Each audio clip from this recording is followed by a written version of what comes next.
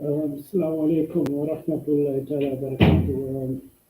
Viewers of Gunjur Online TV, welcome to another episode of our weekly environmental show. Today, Lamin Tamba is supposed to be my guest, but it looks like he's running late.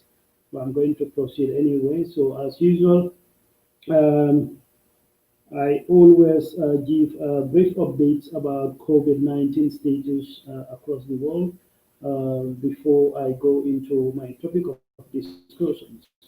Today I will be discussing environmental issues that are affecting Gambia right now. According as you are aware, a week or so ago, a senior any environmental inspector was beaten by a Chinese dog, and the matter is still with the police. And just yesterday, a Gambian fisherman whose net was run over by a Chinese fishing trawler. When he complained, the Chinese dosed him with petrol and set him on fire. Right now the guy is recovering in hospital in Banjul, but his condition is very, very serious, stable but very, very serious. So I'll give you update on that and many more. Well, COVID-19 is still here with us 8 months. We thought by this time the numbers will start going down, but instead it's completely the opposite. What everybody fear was at the beginning or towards when at the peak of this pandemic was the second wave. Well, the second wave is here. In fact, in England today they announced more restrictions about people's movement and also um, the other control measures. It's only in America where still the president is in denial. In fact, some of the statements he's still making are just unbelievably outrageous. That this illness kill only aging people. To him, they don't matter, which is just unfortunate for the president of a country, as big and advanced as the United States. But that's the situation we have. So coronavirus, as you are all aware, originated in China, Wuhan provinces, and it started in December 2019. And since 9 months on, 31,663,880 people got infected with COVID-19 and 971,881 deaths. Number of people who got COVID-19 and recovered stands at 23,227,439. Um, Currently, number of active cases, number of people currently with COVID-19 infection stands at 7,434,564.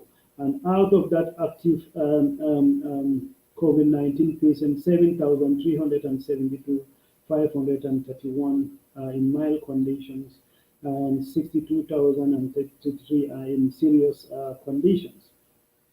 So countries that are very, very close to the Gambia, the number so far for Ivory Coast is 19,327, and Senegal so far 14,759, and past 24 hours they recorded 21 new cases. Guinea Conakry so far recorded 10,344. Their numbers for the past 24 hours are not yet in. And Mauritania so far recorded 7,384 cases. Gambia so far 3,540, and past 24 hours they recorded 16 cases. The sad case reality about Gambia is that the number of tests that are being carried out is very, very limited. For some reason, the numbers of tests being carried out is plummeted in recent days. This cannot be right if we want to overcome this illness.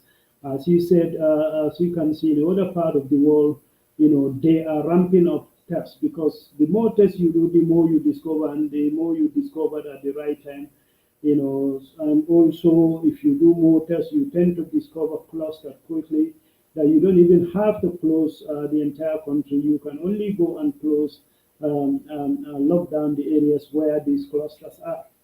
But unfortunately, that's not the situation with Gambia. So I don't know whether they applying Donald Trump's theory that if you don't test, you don't find. And the Minister of Tourism is determined to open Gambian tourism season. I don't know how he's going to do it because it's the Europeans that visit Gambia that make up the tourism population. But if those people are locking down their countries now, I don't know what sense it made to open the Gambia tourism season. Okay, as I said after that, today my topic of discussion, um, this poor man, yeah, sorry, Dennis Wainsgate, yeah, that's the situation. So last week, this is about 2 weeks, something to 2 weeks ago, we had a report that the Chinese are pumping some dirty water into water bodies in Khartoum. And once we got that video, we report the matter directly to the National Environment Agency. And initially, the executive director of NEA suggested maybe they are draining excess water, but he promised that he's going to investigate. And he was true to his word. He sent one of his investigators to go and find out what these people are doing. And when the guy went, it's a junior staff, the Chinese refused him entry into their factory. So he called back and asked for reinforcement, and director sent in a senior investigator. When that guy went to his shop, the Chinese actually unleashed their dogs on them, and the guy was severely beaten. He should complete his rabies vaccination by now, which he was taken at the MRC. So that matter is still with the police. Is being investigated. We believe something tangible will come out of it. But there is also rumors. We have to report that actually the Chinese claim that was not deliberate, and they cooperated and they probably paid off the guy. They enter into an out of court settlement with the guy, but that's not the information they are giving us. What they are telling us is that the matter is still under investigation. Um, Today again we received another shocking news from Artisanal Fisher Folk Association in the Gambia that one of their members was fishing at high sea when his fishing net was run over by the Chinese fishing trawler, and he protested. He probably blocked there, whatever. But the Chinese, without hesitation, just used the guy with petrol and set him on fire. Unfortunately, I can't show you the pictures. They're too gruesome, probably for public consumption. But this is the situation. The guy was badly burnt. And according to the initial report, we have the Maneto called the Gambia National Navy, who turned out at the scene, and they take up the matter and they reported at the police. This again is with the police, and it's a developing story. But we have our people on the ground who went to see the guy at the hospital, and they offer some financial help. And from there we go. Luckily, also people are also offering help on our Facebook page that there are options where this man can go and he could be helped. So it's rather unfortunate. Black people or African in general, is nobody respected anywhere in the world. But for people also to start coming to our source for investment to find wealth, and not to disrespect us, to disrespect us, that should not be tolerated by the citizens of the Gambia. This is our country. We have to protect it. Our livelihood is at stake, but now our own very existence is at stake.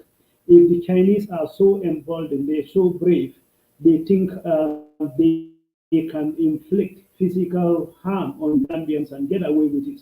That's when Gambians should stand and say enough is enough. And I believe this incident will galvanize Gambians anyway to stand for themselves, because our governments, our senior government officials, the Chinese believe, and we have evidence also to this effect, that they can buy them off. Nothing will come out of it. They sincerely believe that. So since our governments can't protect us, it's left to us now to protect ourselves. How on earth you expect me to go to China, even to spit on the street? I will be in prison. Much more, these people are plundering our natural resources. They are exporting everything except their waste, which they are dumping into our oceans. We protested this. Uh, our people nearly went to prison. But not only that, we've seen government ministers in national TV and other media outlets defending what the Chinese are doing. They're trying to find excuses for them. That's not enough. Now the Chinese are unleashing their dogs on government inspectors themselves. That is the depth of disrespectfulness, and that has to stop. That can continue, to be honest with you. And I personally lost confidence in this government. I lost confidence in our legal system. I lost confidence in our security services. So it's left to good Gambians now to come together, and defend our dignity and also our sovereignty, which are all under severe threat. Okay, I hope that the police do something about this horrific attack. The Chinese are trying to take over, not only in Gambia, but the whole of Africa. That is a fact. In fact, this is the line I normally use. The Chinese are not on picnic mission on Africa, and they are not only investing. The Chinese sincerely believe that Africans are not capable of looking after themselves, and they have a God-given right to come and take over. This is a fact. The earlier we believe it, the better. You know, the earlier we believe it, the better. And unfortunately, the people we voted in, to look after our affairs are not up to the job. Are not up to the job. They let us down almost completely. So now it's left to the citizens to come together and confront this aggression from so-called foreign investors. You know, so-called foreign investors. Nobody is going to liberate us from this. The way we come together in 2016 to defeat and get rid of their brutal dictator, that's what we should do to make sure that these Chinese, their excesses are confronted and defeated. And if we speak in one language, and definitely we will defeat them. And I can tell you, preparations and plans are on high gear and also at advanced stage to make sure that we go for tit for tat. If the law we been abiding for like 4 5 years now is turning deaf ears to our cries, I see no reason why we should go and do the work of the security or the government for that. So this guy is, I don't know how many what degree his bonds are, but they are very very serious, very gruesome. Could you imagine pouring a petrol on somebody and setting on fire? That's attempted murder. That is attempted murder, and the guy could still die because we know how depleted our healthcare facilities are, and also in this pandemic, nowhere in that country I will trust that they are not infected with COVID. So somebody with a bone, if he is unfortunate to contract COVID while taking his treatment, that's it's not good. So this is the situation. Coming to our livelihoods, I keep mentioning this to people. Golden lead alone, golden lead in Gunjur, every day their capacity if they have enough fish. And also, I have to mention this because if there is fish available right now, everybody is crying about lack of fish in the Gambia. I'll explain why there is very little fish. But what is happening even when there is fish? The Chinese they loan lot of money to these fisher farms, and they tell them we don't want the money back. All we want is fish.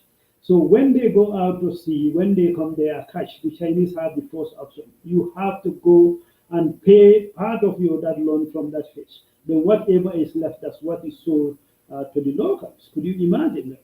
So the locals are living off from the leftover from the Chinese already in our own country. And these are raw material the Chinese use for this fish meal factory. These are the bonga fish, the sardinella. This is the fish more than 60% of Gambian population can afford. Now the Chinese are taking all of that, ground it into powder and export all of it. And what they do with it, they export it and use it as animal feed. That is to feed their pigs. and other and livestock, and also their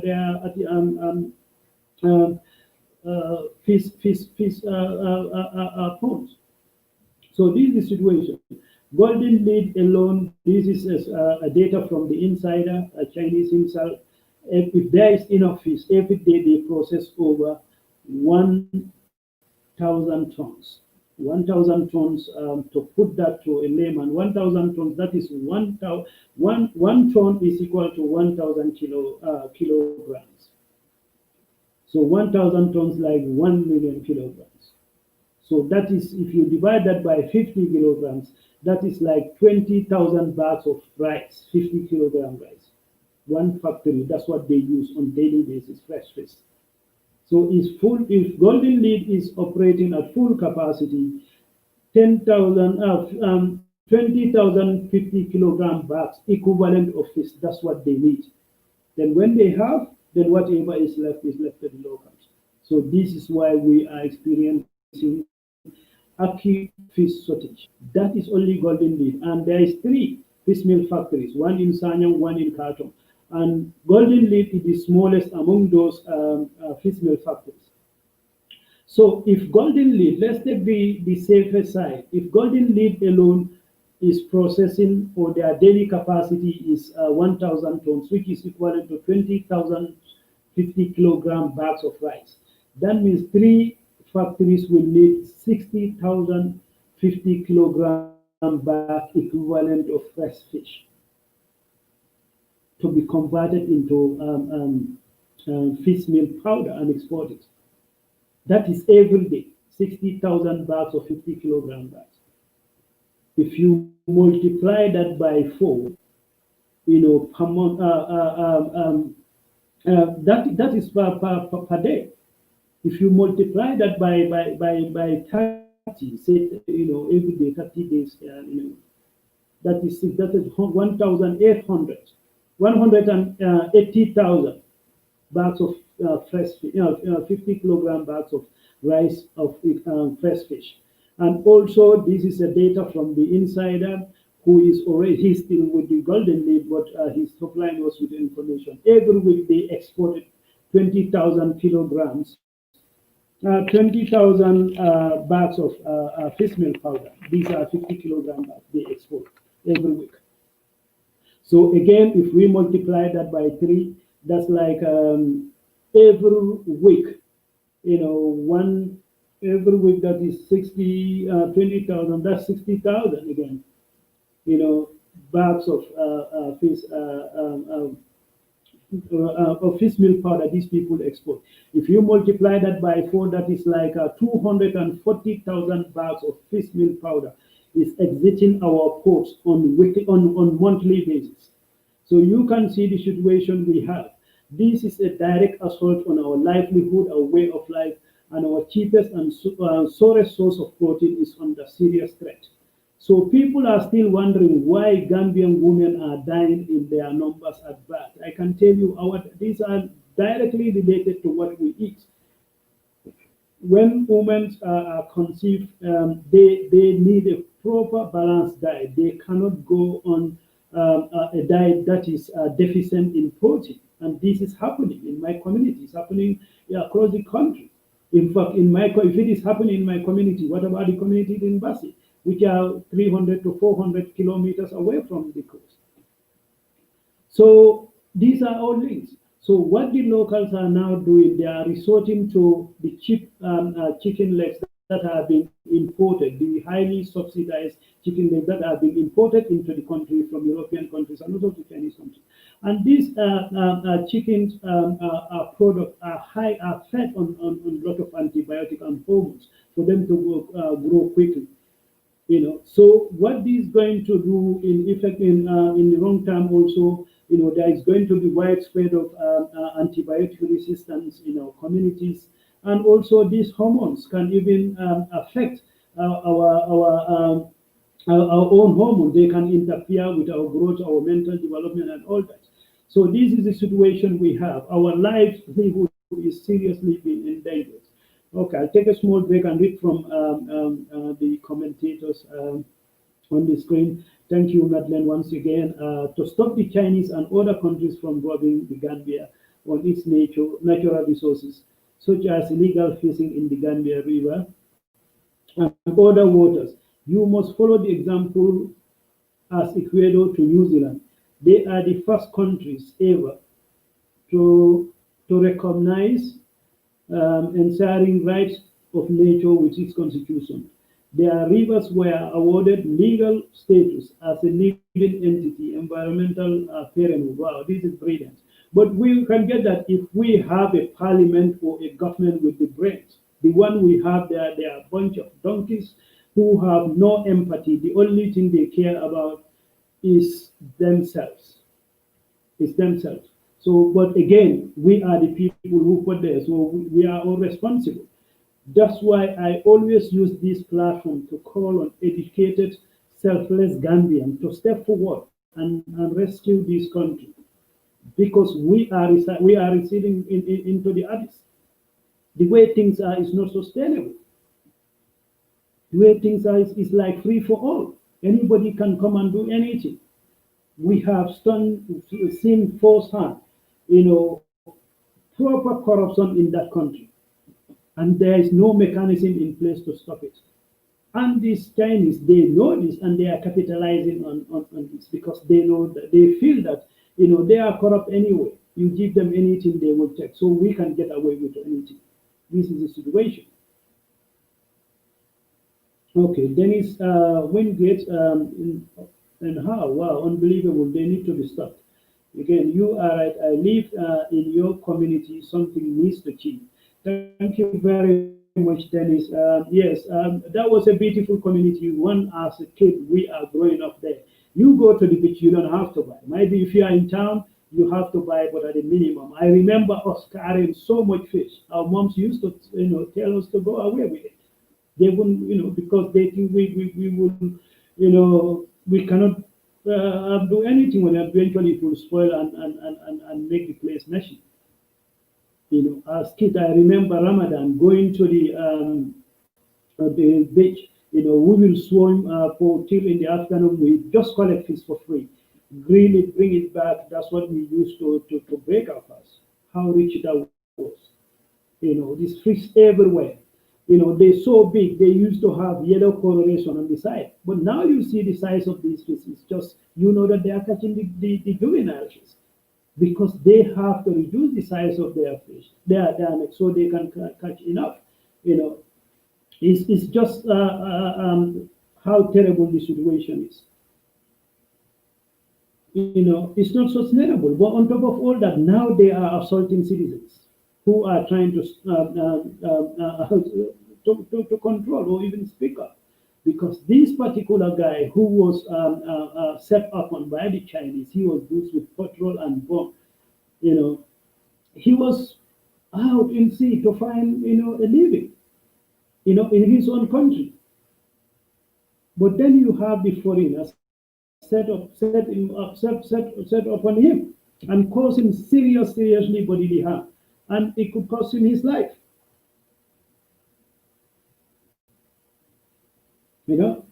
That's really terrible, and I call on the citizens to get up, and do something about this because we cannot just let this continue any longer.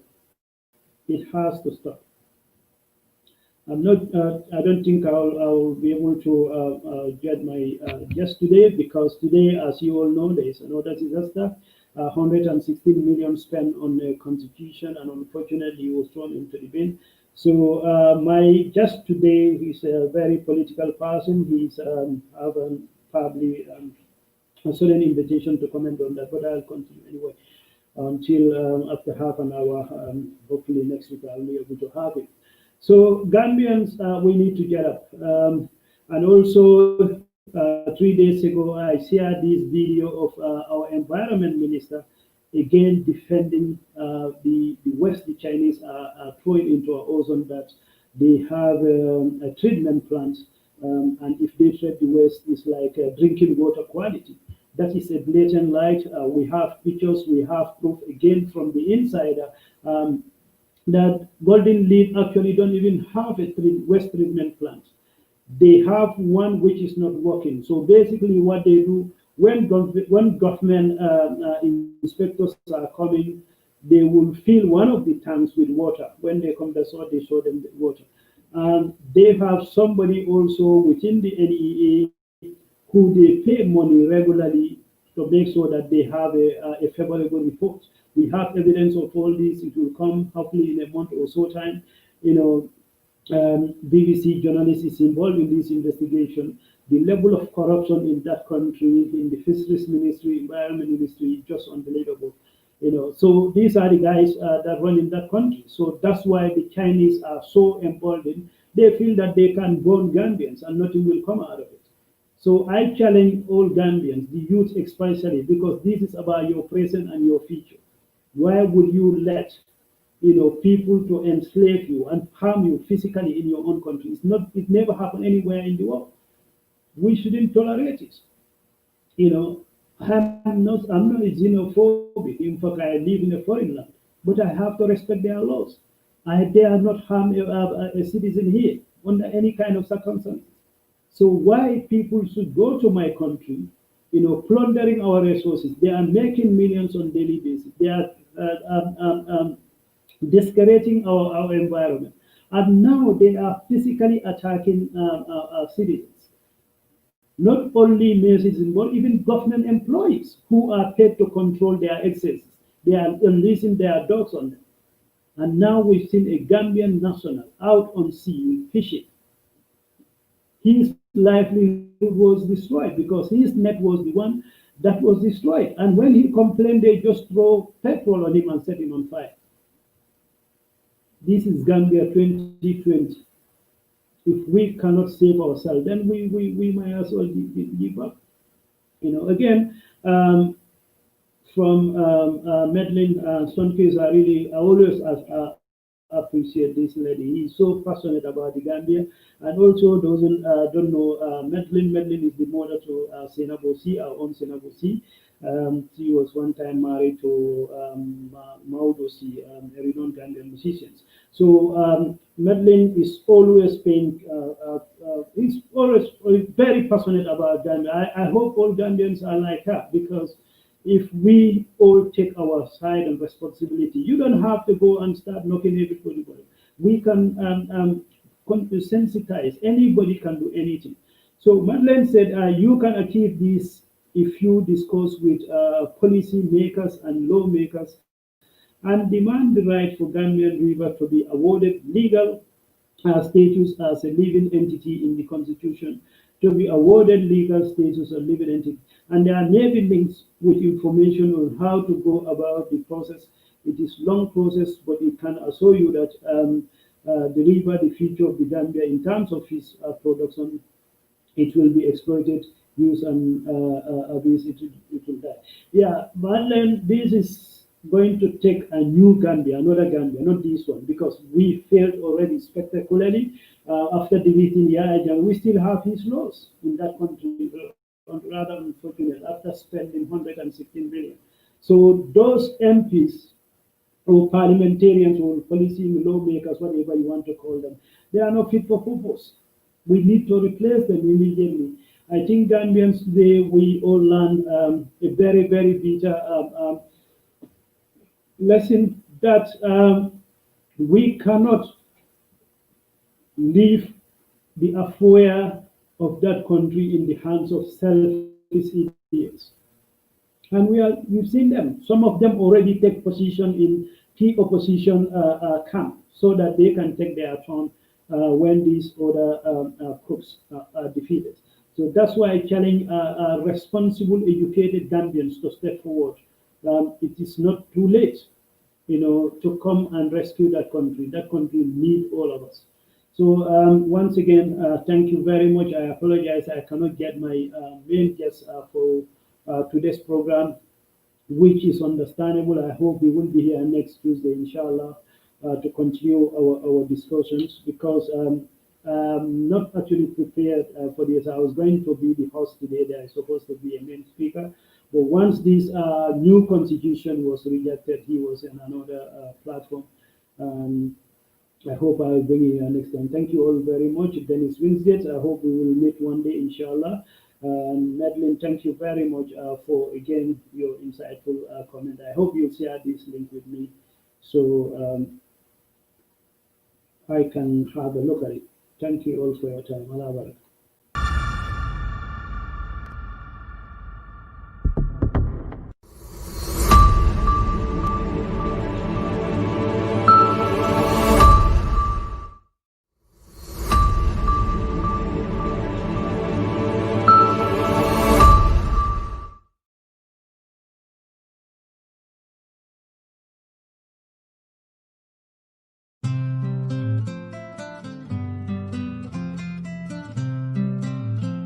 Listening to Empire Radio 1.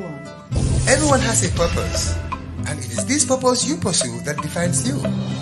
The reason why we, Dalaba Ecology, located on the Gunjur-Brikama Highway, is here is to create peaceful environment and conducive atmosphere for our esteemed guests, both nationals and those who choose the Gambia as their final destination.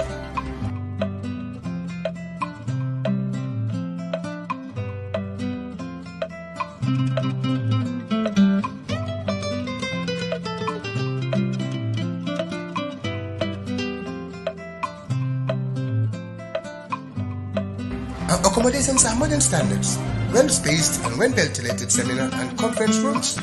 There is no other excellent venue for your birthdays and wedding programs than Dalaba Eco Lodge. So come and experience our affordable luxuries in sustainable environment. Our rooms are inside our gardens filled with sweet-smelling flowers and cozy feelings of nature.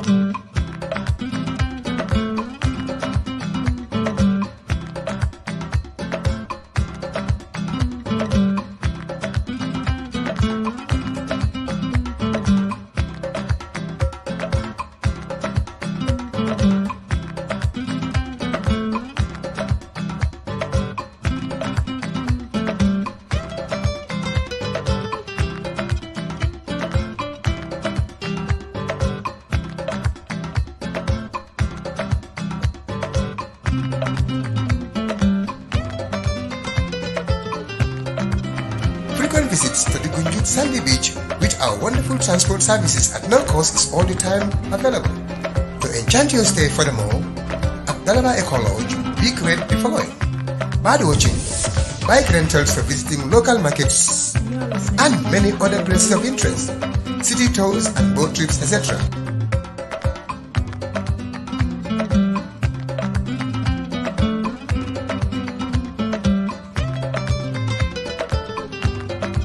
For more details, you can take the digits 00220 360 7043. Email dalabaecolodge78@gmail.com. Facebook Dalaba Eco Lodge Gambia. Book your places now to experience memorable adventures one cannot afford to miss.